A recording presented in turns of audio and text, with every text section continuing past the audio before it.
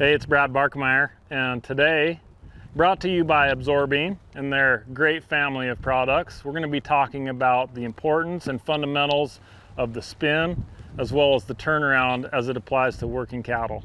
Now, this is a maneuver that we're utilizing not only in just the reining pattern, but as well as in the cow work.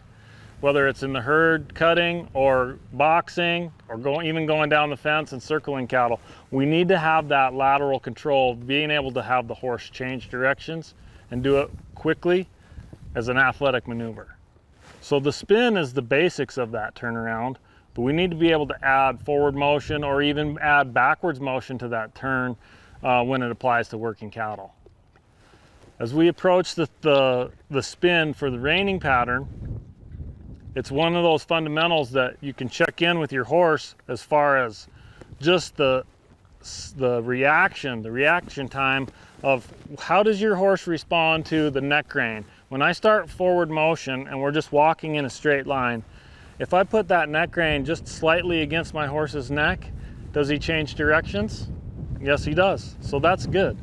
I don't know if he can do it at a higher rate of speed yet, but that's the first step. Well, I got to know that if I put that neck rein on, he's thinking right. He's thinking that I'm going to turn, I'm going to go away from the pressure, as well as having support from the direct rein, meaning I'm going to be able to get a hold of that nose, especially when I'm riding two-handed in the snaffle or in a hackamore, so that I can pull the nose to the inside and that the horse's feet follow that direction.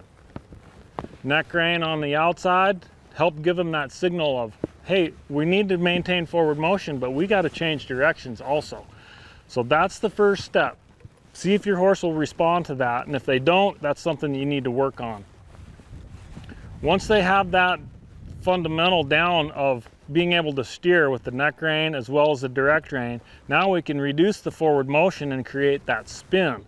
So it's the same signal to cause the direction change. It's neck rein, outside rein against the horse's neck, and it's also direct rein helping pull that nose the direction that you're actually wanting to travel. Okay, this horse is doing a nice job of moving his front feet in a fairly rhythmic pattern. Okay, so I can reward the horse by leaving that spin, saying, yes, you did exactly what I asked you to do. My communication was clear and the response was desirable. So we'll go the other way. Neck rein, a little bit of pressure on that outside, a little bit of activity with my outside leg as well, okay? So we've got to have a little bit of motion there, even if it's forward, so that horse is moving his feet. Again, support with the direct rein to keep his nose looking the direction we're traveling. Support with the outside rein, the neck rein, to help keep that horse learning that eventually we're going to be one-handed in the bridle and you're going to have to turn off of just the neck rein, as well as my outside foot, giving a little tap to encourage motion and keep that rhythm. So that progression of being able to steer and change directions, that's all good at a slow speed. Now that I know that he understands the signals, now I can require a little more intensity about it. To do that, I'm just going to have to give him a little more energy through my leg, as well as be a little quicker with my reins once he's started. So I like to start the horse slow a little bit like that, and then increase the intensity by clucking. Kick him a little bit with that outside foot, maybe bump a little bit with those reins, and then walk out of it. That starts to wake him up. He's thinking, oh man, we got a job to do. I better put some effort into it. I don't want to stay there so long that he gets frustrated and wondering what I want. So I just let him turn a few times and then get out of it. It's good to mix up the direction as well. So don't turn the same way all the time. Even though you might be working on one direction more than the other, it's good to keep some balance. Get that intensity level up a little bit. Make those feet move a little faster. A little tap of the outside foot, a little bump of that neck rein. Walk out. Get that horse a little bit more awake. Now at any moment, your horse is going to tell you whether he's comfortable with that communication or not.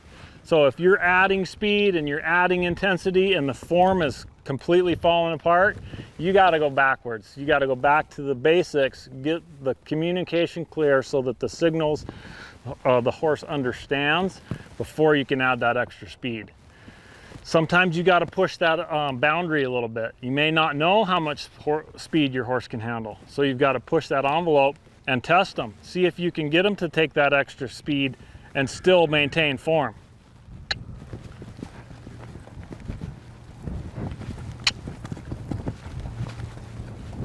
Okay, so that was a really good example of good intensity, good foot speed, but terrible form. He hopped into it, his frame came up, he wasn't in a rhythmic step with the turnaround. So he got the point across that, yes, I do want you to try harder, go faster, but he lost his form. So now I gotta go back, slow things down, get him turning a little more correctly. So that means I'm not gonna kick so much, I'm not gonna cluck to him, I'm just gonna support with both hands, let him know that it's okay to turn at a medium pace.